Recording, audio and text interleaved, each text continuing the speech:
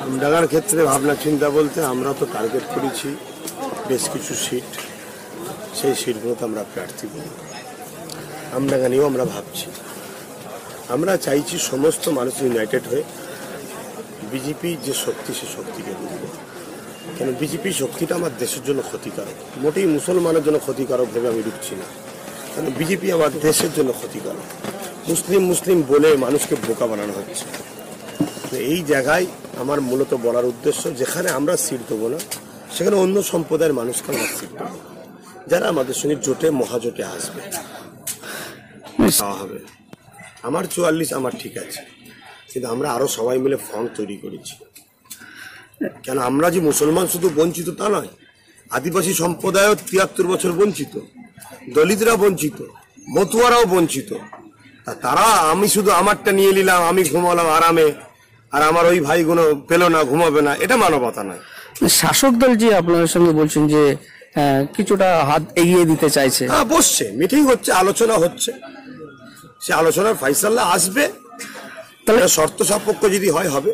21-এর ঠিক কিরকম ভাবনা চিন্তা রয়েছে কি বিষয় রাজনৈতিক দিক থেকে? রাজনীতিতে কি বলছে, মানে প্রার্থী কতটা কি আপনি আসন দিতে চাইছেন সেটা এখন আর কোনো নির্দিষ্ট ভাবে বলতে পারছি না। না, আগেই তো বলেছেন, যেটা ছিল সেটাই বলে দিলাম, কিন্তু আমরা ফ্রন্ট তৈরি করছি তো আরো বিভিন্ন সম্প্রদায়ের মানুষই বললাম, সেটা কতদূর যে দাঁড়াবে, যত দেরি হচ্ছে তত মানুষের জোয়ার আমাদের দিকেই আসছে, সেইটা সময়ের সাথে সাথে হয়তো আরো বাড়তে পারে। আমডাঙ্গার ক্ষেত্রে কতটা আশাবাদী? হ্যাঁ আলহামদুলিল্লাহ, আমডাঙ্গার মানুষ আপনি তো এসে দেখছেন তো, একটা ভেতরে এরকম জায়গায় আজকে একটা ধর্মীয় জলসাতে আজকে এই মানুষ, কাল যখন আমি জনসভাতে আসব সেখানে তো মানুষের শেষ থাকবে না। সেই জায়গায় আমডাঙ্গার মানুষ জান প্রাণ দিয়ে তারা বাঁচতে চাইছে, তাই তারা বুঝেছে যে এই রাস্তাটা ঠিক, তারা স্বতঃস্ফূর্ত ভাবে আগিয়ে এসেছে। তাহলে কি ফ্রন্ট তৈরি করবেন বলছে? তাহলে কি ভোট কি যারা ফ্রন্টের যেদিকে যাদের প্রার্থী দেবে তাদের দিকে বাকি ভোটগুলো দেওয়া হবে, এরকম সিদ্ধান্ত রয়েছে? হ্যাঁ অবশ্যই, আমরা যে ফ্রন্ট করবো একে অপরের সহযোগিতা করব। সব মিলিয়ে 21-এর বিধানসভায় বসার ক্ষেত্রে কতটা আশাবাদী? ভোটের ক্ষেত্রে কিরকম পার্সেন্টেজ ফলাফল কিরকম প্রভাব পাচ্ছেন? আমরা খুব ভালো রেজাল্ট করবো আজকে, আশা রাখছি। আমডাঙ্গার ক্ষেত্রে খুব ভালো রেজাল্ট হবে, সব জায়গাতে আমাদের রেজাল্ট ইনশাল্লাহ ভালো হবে। আমডাঙ্গায় জেতার ক্ষেত্রে কতটা আশাবাদী? আলহামদুলিল্লাহ, অবশ্যই আমরা জিতবো ইনশাল্লাহ। ঠিক আছে। তো আরেকটা যেটা বলা হচ্ছিল যে বিজেপিকে যেটা প্রতিহত করার জন্য আপনারা একটা জোট করবেন বলছেন, সেটা যদি একটু বিস্তারিত বলেন। শাসক দলকেও কি সঙ্গে নিতে চাই? আমরা সবাইকে নিতে চাই, বিজেপিকে রোকার জন্য সব শক্তি এক জায়গায় করতে চাইছি।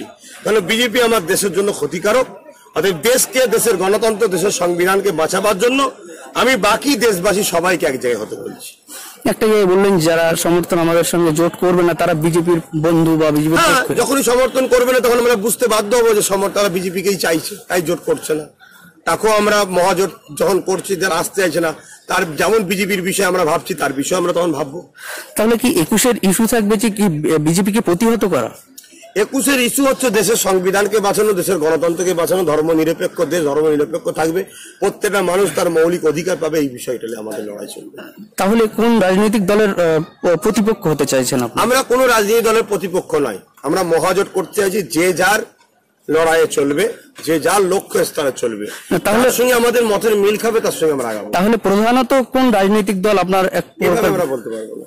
বলছি ভাইজান, আপনার তো কোনো সিকিউরিটি নেই, আপনি যেটা বললেন, দল ঘোষণা করার পর যদি আপনার ছেলেদের গায়ে কেউ হাত দেয় বা অত্যাচার করে, সেক্ষেত্রে আইন আছে, আইনত ব্যবস্থা হবে। এখনো যেমন আইনত ব্যবস্থা হচ্ছে, এখন আপনার আইন কারো কিনা গোলাম নয়। হ্যাঁ, কিছু আইনের রক্ষক হয়তো তারা চাপে পড়ে হোক বা বিক্রি হয়ে যে হোক একটুখানি গুরুত্ব কম দিচ্ছে, তবে দল ঘোষণার পরে এই সমস্যার সমাধান হয়ে যাবে ইনশাল্লাহ। আর দ্বিতীয় নম্বর কথা হচ্ছে আইনের রাস্তায় চলবে। দল ঘোষণার পর আমরা সংগঠন ঠিক কি ভূমিকা পালন করবে? সংগঠন জায়গায় থাকবে, রাজনীতি প্ল্যাটফর্মে থাকবে, আমাদের রাজনৈতিক খাতা তৈরি হচ্ছে। দলের নামকরণ কি নির্দিষ্ট সেই ডিসেম্বরে হয়ে গেছে? ডিসেম্বরে ঘোষণা? হ্যাঁ ডিসেম্বরে ঘোষণা। ঠিক আছে, আমি তো 2.5 ঘন্টা বকলাম। Thank you.